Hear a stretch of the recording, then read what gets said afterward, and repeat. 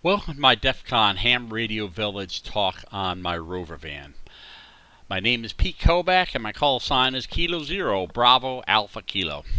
I want to say first that I'm really happy to be here at DEF CON, even virtually, because I spent 17 years in web application security, and although I attended quite a few security conferences in that time, I never did get to DEF CON, so I'm glad I'm here now, and I'm glad you're here with me. I first got licensed relatively recently, after waiting 40 years when I first had an interest in ham radio as a teenager, but didn't have money and then didn't have time with a family and career. And I had been fascinated by reading about the activity of roving, either activating counties and state QSO parties or grids and VHF contests. And my first effort was in 2014 in the Pennsylvania QSO party, my home state, and I won the category, mostly because there wasn't much competition in the category, but still, I had a lot of fun doing it, and it wasn't bad to win either. So a kind of a career was started there in roving and contests. When I first started, I used the family minivan, and on the left here you can see 4 low VHF bands on a rotator in the back of the van, and here is the HF antenna I started with, which was an elevated ground plane. I since replaced that with the screwdriver antenna because although this antenna works well, it takes too long to set up. Although I had fun operating the family minivan, it was a pain in the neck to have to tear it down each time after I'm done and then build it out the next time. Also couldn't drill holes, so I was thinking, gee, it sure would be nice to have a dedicated vehicle. The ultimate such vehicle would be electronic news gathering. It would have a pneumatic mast, power, and racks, and it would be a perfect base for a VHF ham rover. I looked every so often, not really very seriously. They always seem to be offered far away, and wasn't really looking in any kind of systematic way.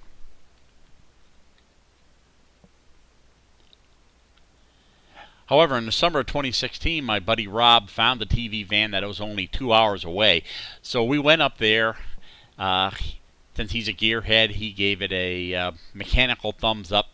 We saw that the generated pneumatic mast worked, and after going away for a couple weeks and thinking about it, I purchased it and paid for it in effect by delaying my retirement.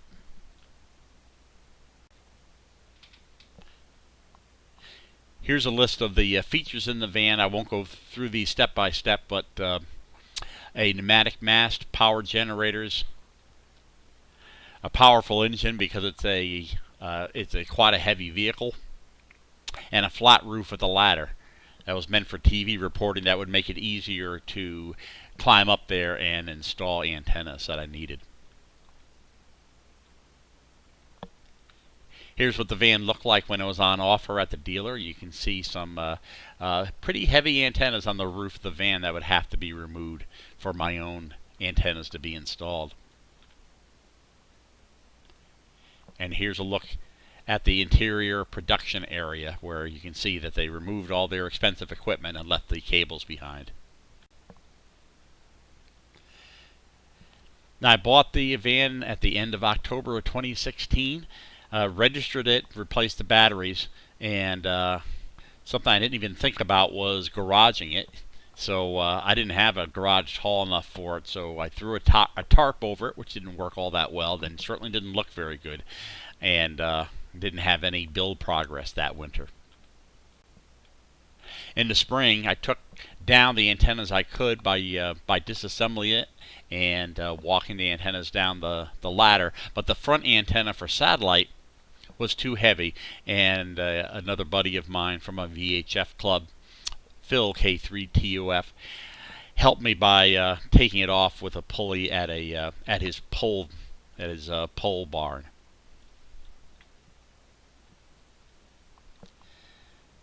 Ironically, the first radio that I had installed in the van was not a ham radio, but was a was a combination radio, backup camera, and navigation device. Also had a Bluetooth player for long drives, which is not a small thing when you're doing a long drive by yourself. One of my first bad surprises was in the spring after I bought it. I found that the generator, the motor part started right up, which is good, but there was no voltage I could find. I was surprised by this because we saw the meters on at the dealer and it ran the pneumatic mass. At least I thought so. I finally discovered that the AC we saw at the dealer had come from the van engine, and I'm kind of embarrassed to admit that I didn't even know it had that feature. I guess it's good to have the feature, but bad that I didn't know about it. So the generator part of that gasoline gen set had to be rebuilt expensively, and it took quite a while. At the same time, 2017 is my first year of retirement, and I did a lot of operating because I had the freedom to do so. And because I was operating, I didn't make much progress on the van. Finally, at near the end of the year, I deconstructed the minivan Rover in the hopes that I would have more time, or force myself at least to have more time to outfit the TV van. The next winter, I found a garage for it that was relatively new, and the problem was it was 1 hour drive each way. But at least I had a place to keep it over the winter and could do some work inside during the winter months. The first big project in the winter was to remove the cables that were left behind. I did so by not cutting them, but removing them and putting them aside, or wrapping them up here on the side and cleaning the whole van, which had not seen much cleaning since it was built in 2001. First thing I ever built for the van was a shore power connection. Here's a little cable with a adapter that was kind of unusual. You would have thought it would be standard in the RV world. It was not, so it was hard to find and surprisingly expensive. But at least my first build was successful. First of many things I've built for the van down the years. Now in 2018, unfortunately, most progress halted because of a major series of basement floods we had at home. It took out my home station and forced me to spend a lot of time fixing it up or preparing it to be fixed up and renewed again. So very little progress was made on the TV van because of that.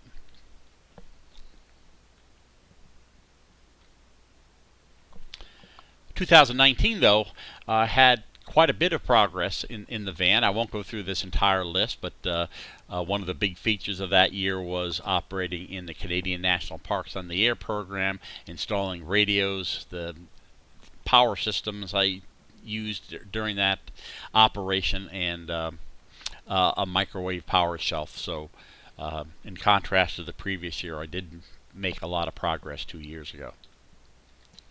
In this calendar year, though, the major theme, including the end of the very end of last year, was mechanical problems with the engine, in particular the serpentine belt in the engine. So the van was out of commission for many weeks in 2 different events, not allowing me to make progress in building or operating the van. In between the events, I did go on what I called Corona roves to local parks and operated from parks, since I could still be isolated from other people while operating inside the van. And right at the moment, the station's down for upgrades, but that's a good thing, and it'll be back on the air shortly. Now I'd like to talk about power, which was most of my effort of building the interior of the van so far. So I started with surveying the capabilities of the van as is. The van has 3 5-kilowatt AC sources, a generator set that I talked about, an origin that was power from the vehicle, and the plug-in shore power. So the problem with the generator set was that it was very loud inside. I mean, in audio-wise, it was really loud and shaky, and not only was it loud inside the van, if I was anywhere where the public would be, like a park, it would be really distracting and not a nice thing to subject other people to. The Origin is relatively quiet because just the van engine is running, but RF-wise, it was horribly, horribly noisy, so that was out. Lastly, there's RF noise just from the van engine, even when the Origin system wasn't on. So my overall conclusion was that I needed batteries for doing weak signal radio. I couldn't rely on any of the internal generating sources. The DC power system included two batteries wired in parallel permanently, which was a shame because it would have been nice if the auxiliary battery was switched in. I noticed there was no protection for high current circuits, which made some additions to the DC power system dangerous. I did have available 320 amp radio DC circuits, but that's really not enough power to even have barefoot power, no less amplifiers. The battery charger that they left behind that I started trying to use was actually burned out, which is probably why they left it behind. And so my overall conclusion was that I also needed a separate radio station DC power system. I couldn't take much advantage of anything that was existing in the van for DC power.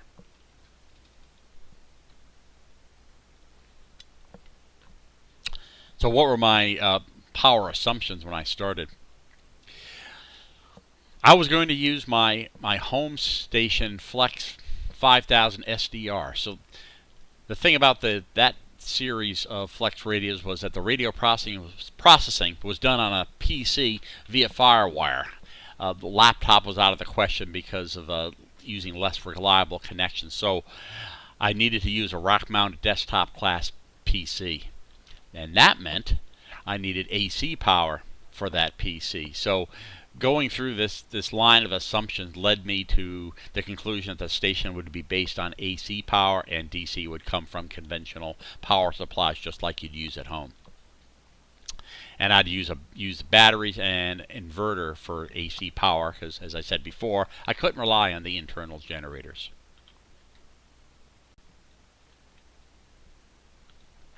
I decided on that the AC power would be up to 3 kilowatts, so I could eventually accommodate legal limit amplifiers. And I wanted to make that decision once because it was heavy and hard to wire, so I wanted to make sure I was future-proof even if I wasn't going out with legal limit amplifiers at first.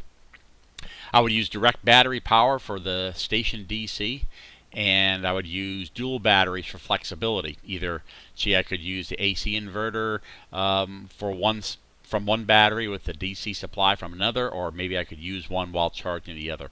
I knew I would get good flexibility by having two batteries.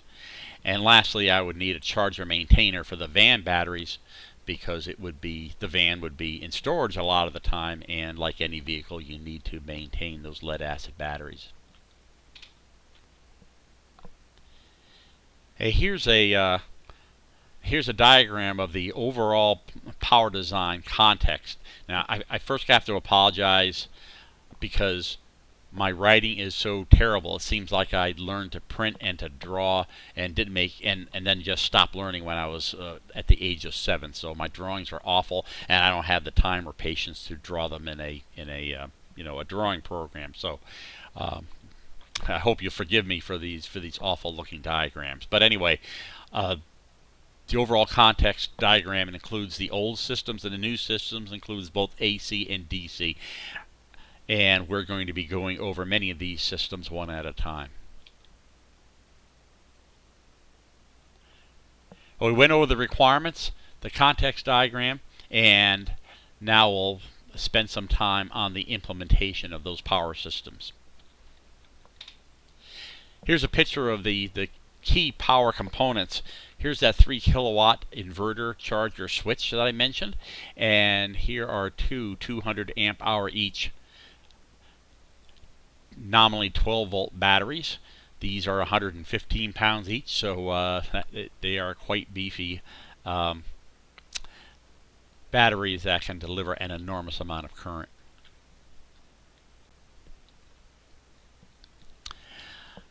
even just mounting the batteries required skills I didn't have before, and that's one theme I wanted to bring out. That this entire project taught me quite a few really basic mechanical real-world skills I didn't have before. Many people learn how to do things like cut with a table saw when they're in their teenage years. I didn't know any of that. I had like a virtual life on computers almost my entire career, so this was new to me, and it was scary making my first cut on my first table saw. So this is just one especially dangerous example of things that I learned to do just for the sake of the van.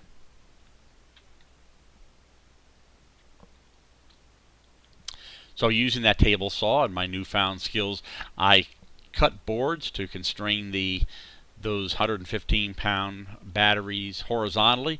Use straps that you can just barely see here and here to constrain the batteries vertically. And here is a binding post to tie together all the negative side of the system.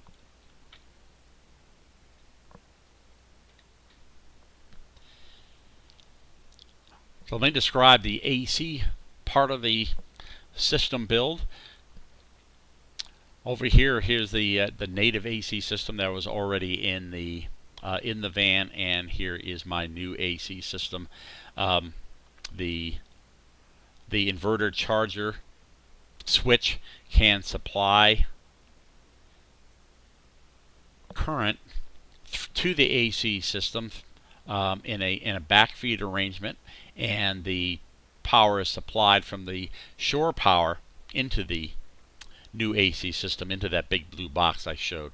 I would have 15 amp outlets that are existing in the racks, and I would also build 25 amp outlets that were brand new. And to run off of battery power, there would also be a very large 200 amp capacity connection to the battery system. So here's a diagram of the AC power circuit. What I did was to connect into, rather than replace, I connected into existing AC circuits in the van. So here's a supply that I pulled off of these original circuits that are no longer used in the van to supply AC power into the inverter, say from shore power, when I'm for instance charging the batteries, and then the output of the inverter would go through a new 30 amp circuit breaker, and then branch off into two of the racks for a existing 15 amp circuit and another existing 15 amp circuit for the other two racks. And lastly, I installed two new sockets for higher current AC supply. And here's what the new AC power panel look like. This is the main circuit breaker. Here are the two 15 amp circuit breakers in a double arrangement, and here are two higher current sockets for someday for legal limit amplifiers that require this amount of AC current. Here are the two multi-wired cables going back to the electrical panel. We'll take a look at the electrical panel shortly. And here's that same system mounted onto the back of rack number 1. Now these two multi-wire cables go to the AC distribution in the back driver's side of the van, which looks like this. This is a before picture and this is an after picture, and you can see those same two multi-wire cables coming up into the panel on this side and being wired into existing circuits. And you can see that I was lucky that this terminal block had a lot of unused circuits, so that made it a lot easier than it would otherwise have been to wire in my own connections into the AC panel. Now I added some labels to the native power panel to tell me how the switches should be laid out, at least in ordinary operating conditions. So this is this would be the input power into the into that big blue box, the inverter charger switch. And these, even though they're off in this picture, these would normally always be on. And in contrast, I am connecting the output of that inverter to these two circuits. So normally these would be off because I already have current on them, but this does allow me to do a backfeed into the rest of the AC system if I had some emergency that would require me to supply AC to other parts of the van besides the rack circuits that were intended. And here's both DC power panels, and we'll be going into this in detail. This is a picture at the bottom of rack number 2, in other words, the middle of the 3 racks.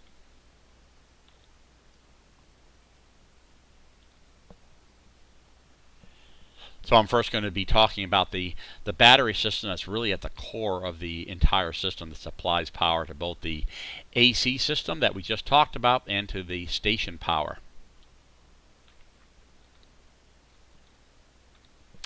The battery circuit is relatively simple electrically, but it was hard to build because of the size of the cables that I had to deal with. So you can see that here are the two batteries I showed in the picture earlier. Each battery has 2 fuses mounted right on the terminal, which I didn't even know existed before I started this project. So that's a nice safety feature to have a fuse right on the terminal of the battery. 200 amp coming off of each battery for the inverter charger to give it enough power to supply 3 kilowatts of AC power. And then the 80 amp circuit coming off of each battery goes to this switch and then to the station power system here.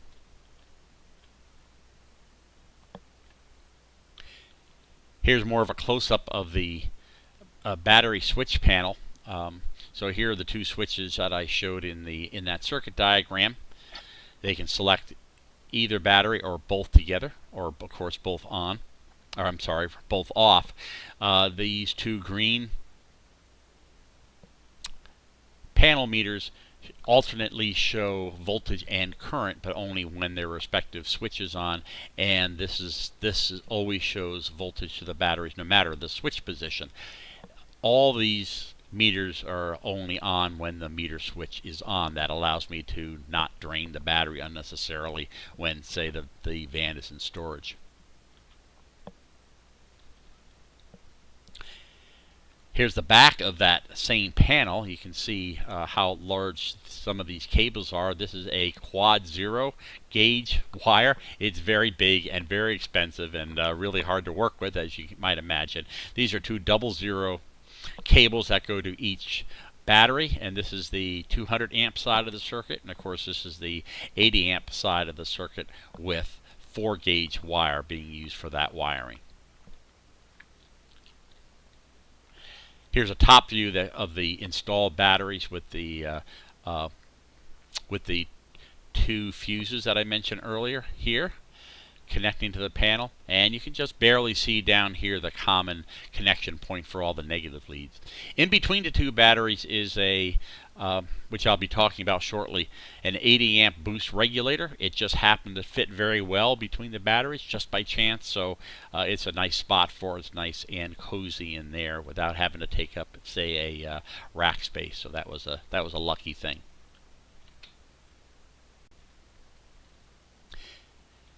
Now let's talk about the 2-way charging system. And here are the controls for that 2-way charging system. On the right is another instance of that volt ammeter. In this case, this is showing the voltage and current from or to the van battery system. This is a meter switch like I talked before, so I could turn this meter off when the van is in storage. And here's a double throw switch that allows me to put current in either direction into the batteries from or to the native vehicle battery. So in the up position, I can charge the station from the van alternator while the van is in operation. In the down position, I can charge the van batteries when the van is stationary. I can charge the van batteries while while AC power is supplied. Here's a circuit of that two-way charging system. So the key part of the system is these two 65 amp solenoids that connect the station battery to the vehicle battery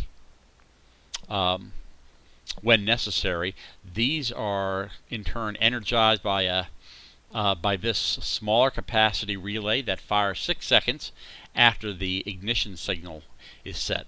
I have this 6-second delay in order to allow the van engine to stabilize before I connect the large station batteries to the van batteries. And down here is a something called a battery tender, or in other words, a battery maintainer charger. And this can be switched in or out by that double throw toggle switch that I showed on the panel before, and this supplies current into the van DC system with the solenoids off in that position, so I can charge into the van DC system.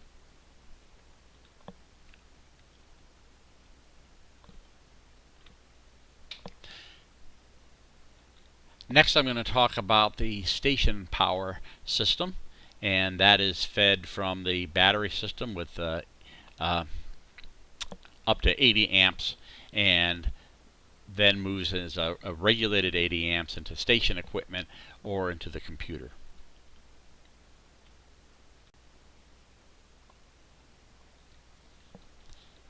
And here's the station power control panel on the left-hand side of that of the same rack panel I showed before. One controls the input into the 80 amp booster, and the other controls whether I am supplying power to HF components, VHF components, or both.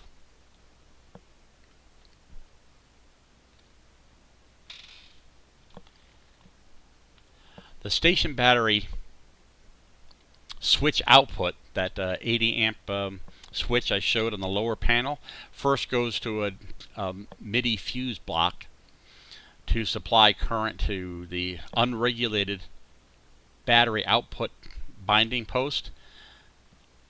Supplies current in from the two-way charging system I showed earlier, and the main circuit is a 80 amp fuse that protects the rest of the system for all the other station components. There's a panel switch that I showed in the previous picture that that can turn this circuit on or off, and also can have a supply instead of from the station batteries from some power supply if I ever wanted to run the station on AC instead of DC. That goes into that 80 amp boost regulator that was between the two batteries that I showed earlier.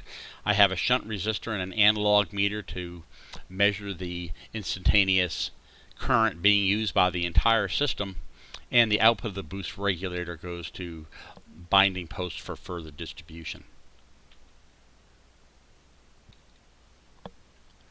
And here is that further distribution. This is the connection point from the left-hand side of the previous diagram. One side goes to an unswitched power pole distribution for things like radios I'm going to use for both HF and VHF.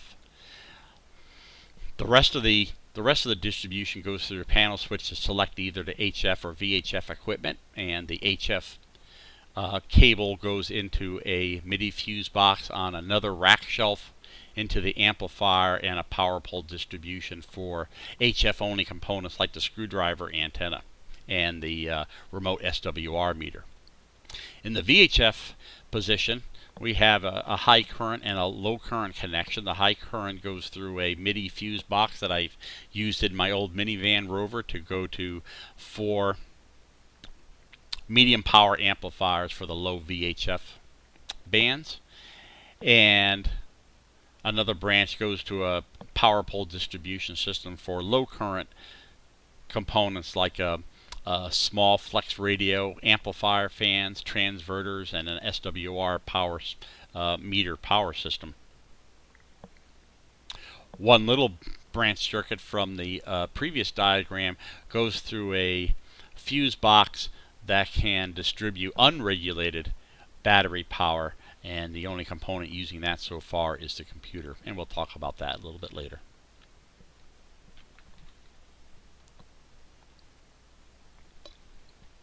Here's a picture of the station power distribution shelf.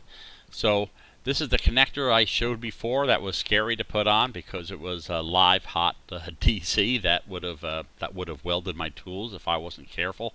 The two fuses for the input DC from the van. Here's the solenoid relays and the relay timer for the delay of connecting the station batteries to the van alternator. Here's a first fuse box for the distribution of battery power to 3 different destinations, the most important of which is the booster, and that cable goes here to the front panel switch that selects either the selects either the battery or a power supply for the input to the booster. The booster is underneath this panel and comes out here on the hot side and on the ground side. So this is where the regulated voltage comes out from the booster. That can be connected to directly, or another circuit goes to another panel switch that allows me to switch to either VHF distribution over here or to HF distribution over here.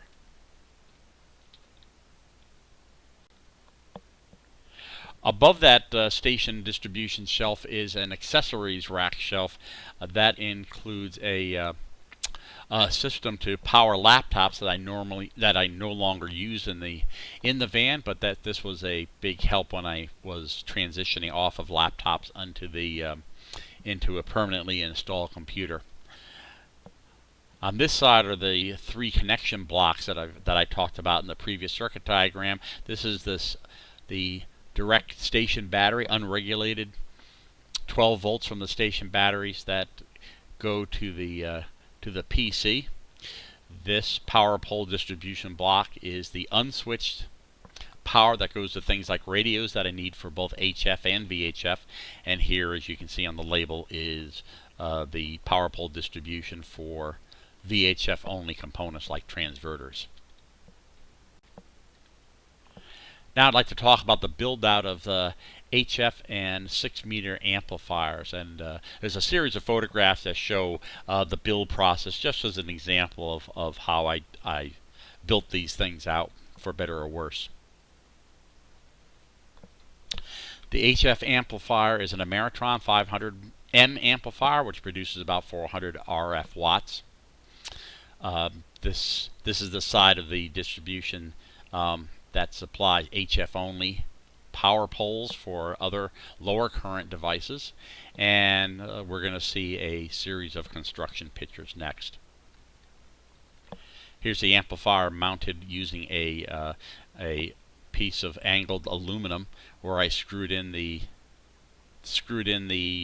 aluminum into existing screw holes for the cover of the amplifier, and then these vertical bolts bolt down into the rack shelf. After the amplifier, I put in wood in the other spaces in order to mount the rest of the system here, and I used for future items here, which turned out to be the 6-meter amplifier that I'll talk about. Here's just mounting the main components in the back. And here we are wired. Here's the high current connections to the amplifier through these MIDI fuses, and one more branch goes to this small power pole distribution. And you can see this unusual connection of just the positive side. This is the bias voltage, which is a separate wire that goes into the Ameritron amplifier. And finally, this is the system actually mounted in the van with all the connections. Here is a remote probe for SWR and RF power that I connected to the output of the amplifier. Here's several of the HF only components, including this screwdriver and that probe.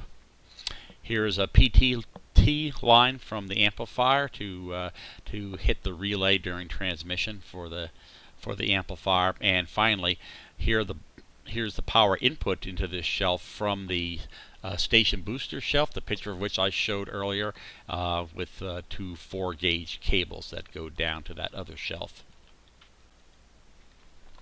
Now, just this week, I installed a 6-meter amplifier that I had for a long time and a 50-volt power system.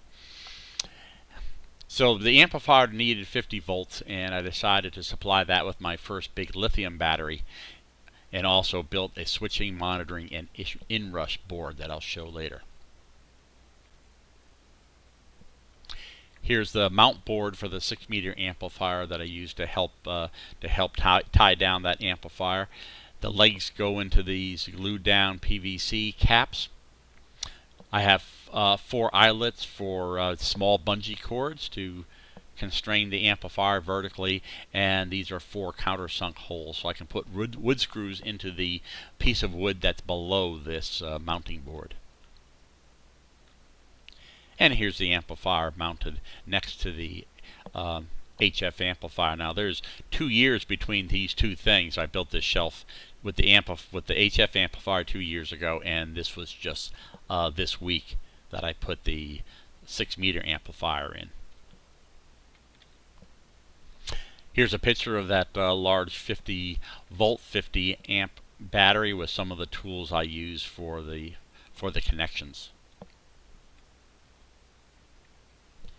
And here's what the battery looked like. Before I put the restraining boards in, I put the battery in with the connector to make sure everything fit as I expected before starting to make cuts. And as you can see, this is that AC distribution I talked about early in my presentation. And here is the box for the generator. So this little kind of cubby hole is otherwise wasted space. So although I had to turn the battery on its side, it was a nice fit, a nice use for otherwise wasted space. That cable from the battery is mounted on a board, and the board is mounted on the side of the van, and this represents the connection point for the battery. This allows me to connect or disconnect the battery as necessary for my different operations. Here's the 50 volt power shelf that I built recently. This is a box that contains a shunt resistor for the metering system and a bolted down MIDI battery. And this is the cable for the for supplying the voltages to the battery monitor here in the front. This is all in a like a treasure box, a wooden treasure box from a hobby store, kind of hillbilly engineering I call it, but I can close this lid to protect all these different connection points. I'm kind of paranoid now that I'm 50 volts versus 14 volts. That can supply quite a shock. Over here, maybe the most unusual looking part of this system is these resistors connected in parallel, also mounted in a hobby box. This is for inrush current protection. What I saw was when I used this amplifier several years ago was that there was quite a spark of very high current as the capacitors got charged up from the capacitors of the amplifiers got charged up from the battery, and that kind of big inrush of current is not good for the battery, and it's not good for the connectors. So a feature that I included was an inrush current protection by forcing the initial current to go through a total of 16 ohms that limits the current to less than 4 amps, and then that rapidly degrades to allow me to give it full power.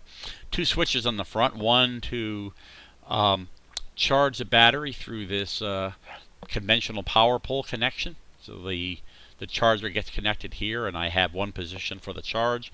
The other position goes to this other switch, one position of which forces the current through the 16 ohm resistors for inrush current limitation, and the other position, number 2 position, is a straight connection into the amplifier without the resistors for normal operation. And here, this is a meter that I had removed to make room for this shelf, and this was just simply a convenient place to put this meter that monitors the voltage for my booster and my batteries for the 14 volt system. So this has nothing to do with the 50 volt system. It was just a convenient place because I have a limited amount of rack space. And lastly, here's the whole system um, configured for test. You can barely see maybe the numbers on the meter that shows shows instantaneous voltage, amperage, and shows overall amp hours and watt hours. So that's this meter glowing here. You can see the lights on over here at the amplifier. This is actually an HF dummy load that's supposed to go up to, as you can see, goes up to 30 megahertz, but I used it because I didn't have any other dummy load that could take that much power. It was a 1.6 to 1 SWR at low power, so so I didn't want to fire this 6-meter amplifier up all the way, but I did verify that it puts out 20 times the power that's put into it. I tested it up to 600 watts with a FM carrier, so I'm satisfied it basically works and nothing smoked. So it was nice to have that first test go well.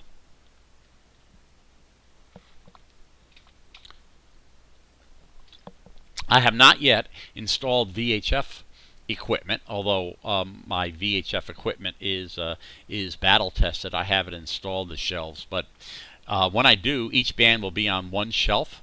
Each one will include a medium power amplifier, which I kind of referred to earlier in the power distribution schematic. I'll have a digital SWR meter for probes for each band, so I can see the power going out of each amplifier. And as I mentioned, all the VHF equipment is already contest proven, so I have confidence that the equipment I have will work. It's just a matter of mounting it. The 10 meter or 28 megahertz IF that goes into the transverter ports will come from the milliwatt output of the Flex Radio 6500, and I'll probably have a manual switch for selecting which band gets that IF initially, but I do want to install an automatic switch so I can select the band from the radio and have the IF switch through a relay. And I have those components, but I want to do one step at a time. It was good to talk about the power first, but next I want to talk about the radio and computers in the van.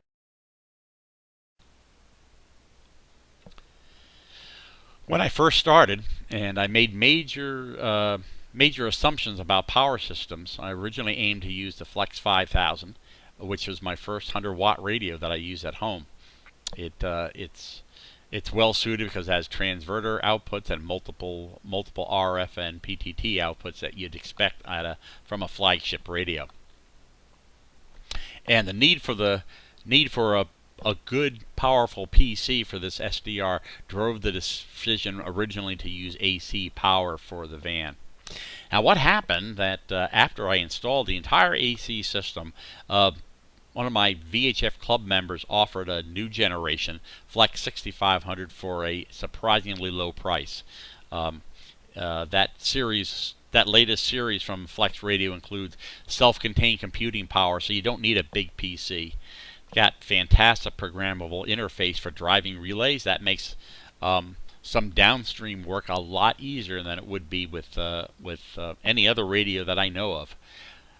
It also has the same transverter and multiple programmable PTT outputs as my 5000. And lastly, not a big thing, but it's nice that it directly supports rack mounting. So I did buy that, even though I made a lot of expensive decisions that were the foundation of which were the assumption I was going to use the Flex 5000. So I now have a Flex 6500 in the van. And here it is mounted. Here's the front of the radio, which currently most of that's obscured by my monitor, but I do have access to the power button. That's the most important thing. And here's the connections to the headphones and the foot switch. And here's a view of the rear of the radio. It's not the flagship of the line, but it has enough connections to make things worthwhile. And you'll see the most unusual connection for most radios is this Ethernet connection, and that connects to my PC in order to have a GUI for this radio, because you can see on the front panel there are no conventional controls like a VFO knob.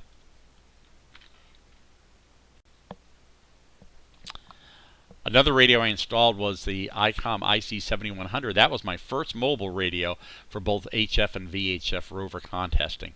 So it has HF, it has two VHF, well, I guess three if you count 6 meters, three VHF or UHF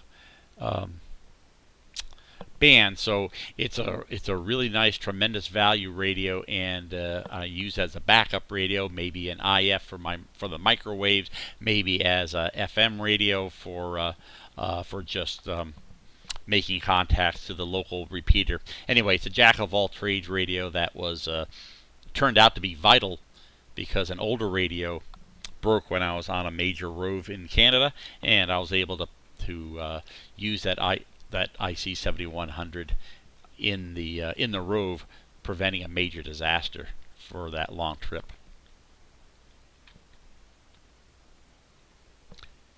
And this just shows the that IC7100 under test, and various components of that rack shelf, where the main unit of the IC7100 is tied down here.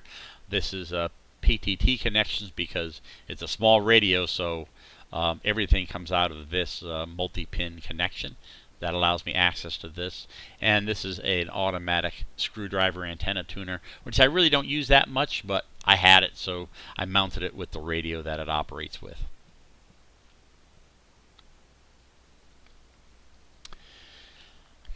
Now again, another decision that was based on originally wanting to use the Flex 5000 that needs a big PC was to get a desktop class rack mounted PC. I had this built by a specialist vendor who built PCs especially for that series of Flex radios. Now with the new generation, the Flex 6500, it's overkill. I don't need anywhere near that amount of CPU power, but I already have it, so that's what I'm using. Later on, I replaced the original AC power supply from the vendor with a DC supply.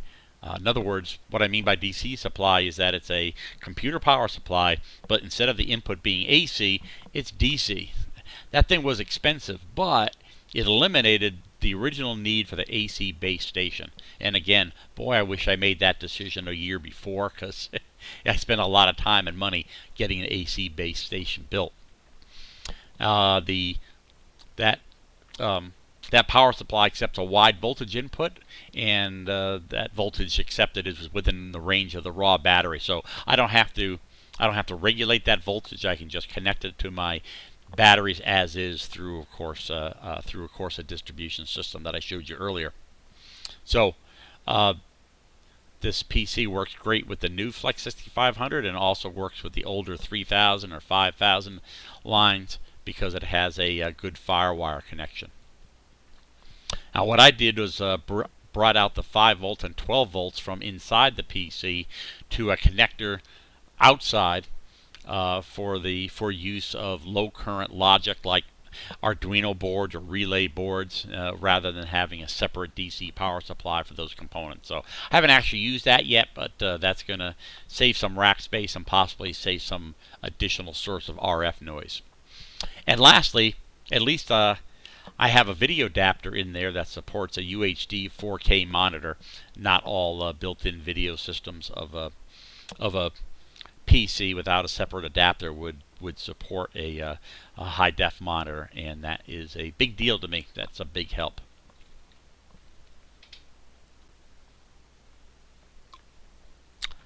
So here's a rack mount PC, the back of the PC anyway.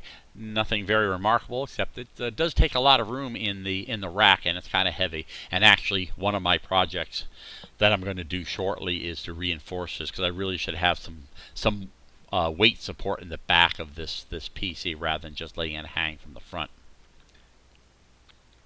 And just to emphasize again, this is the power input to the PC, and that DC input power supply is supplied through these input terminals where normally the modular AC connector would be.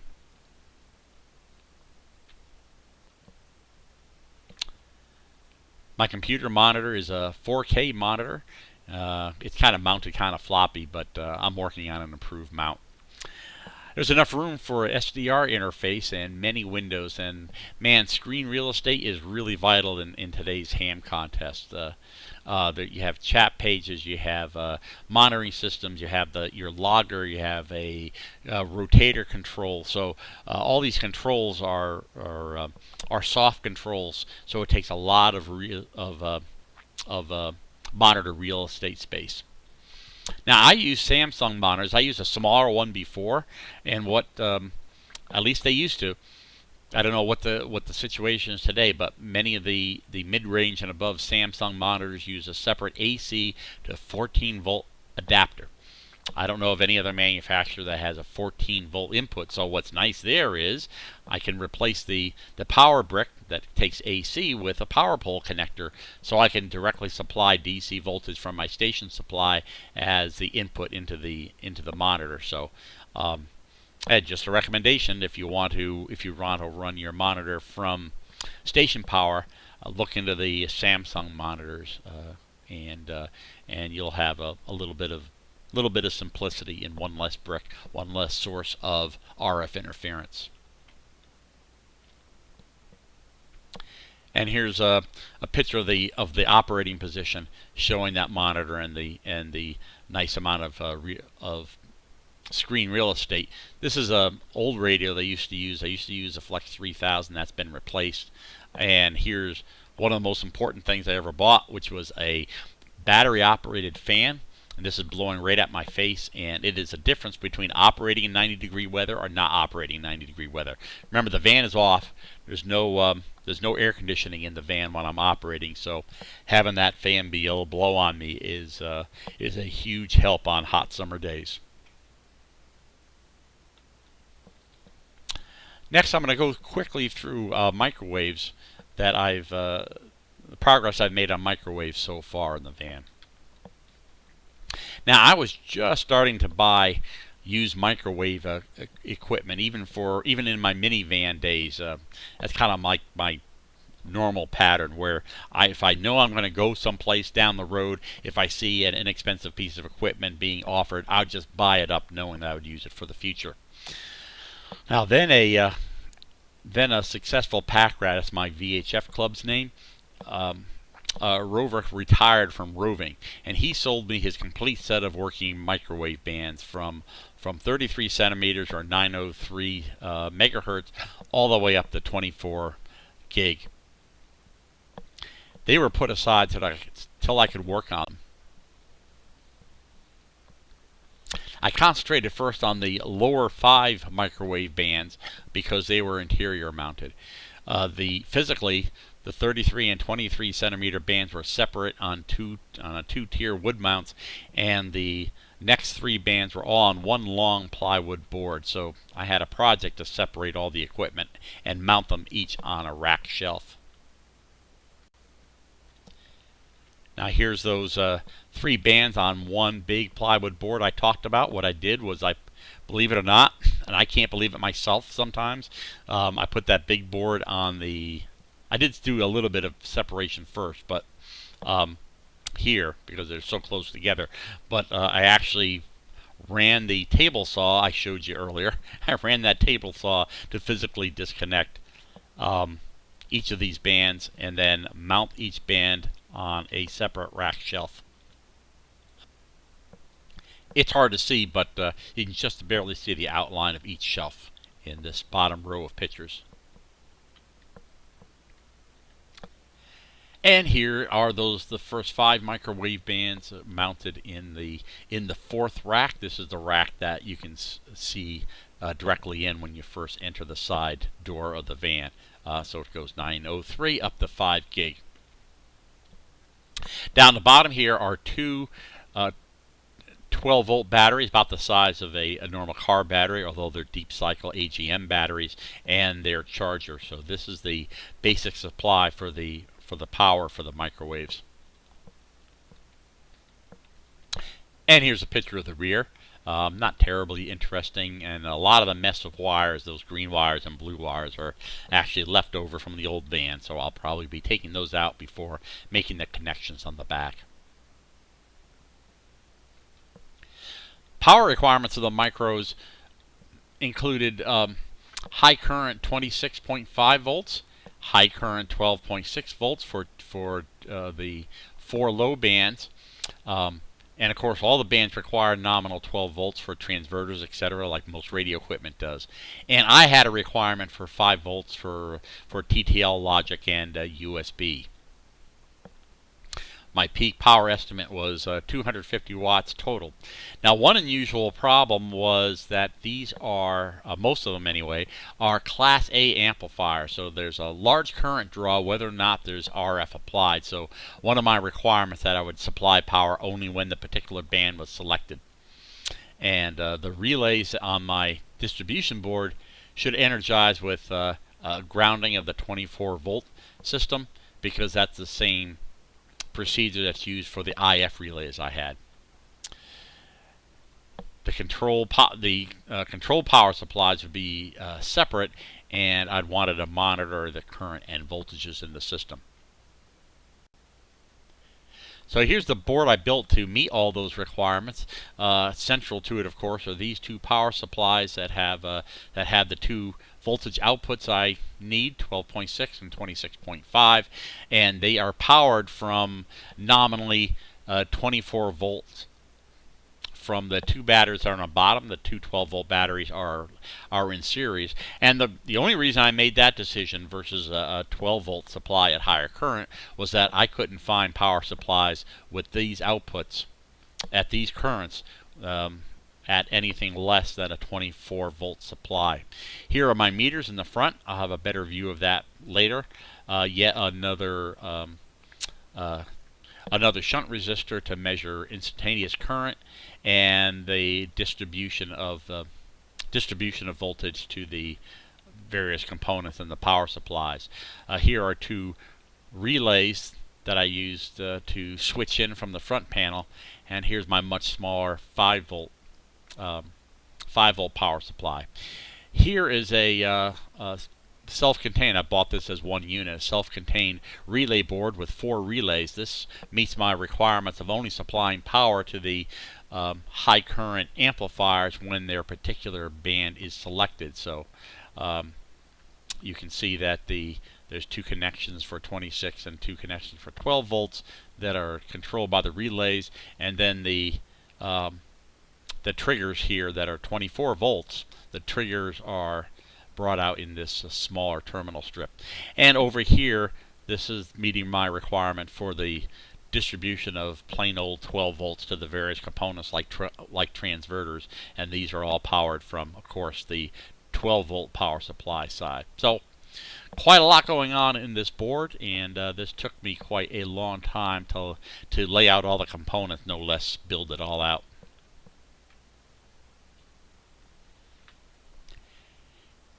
Here's the front power panel.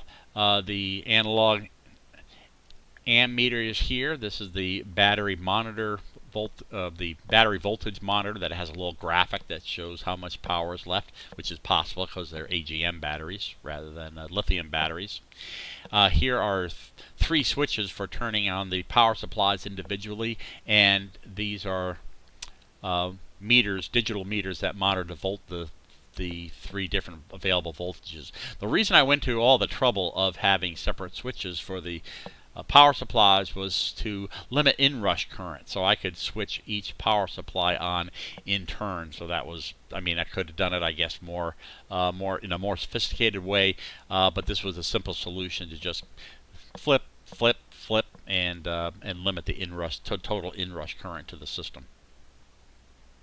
And that's it. If you're watching this video live at DEF CON, I think we're going to have a live Q&A after this. If not, if you're watching this video offline, you are welcome to write me at my QRZ email address.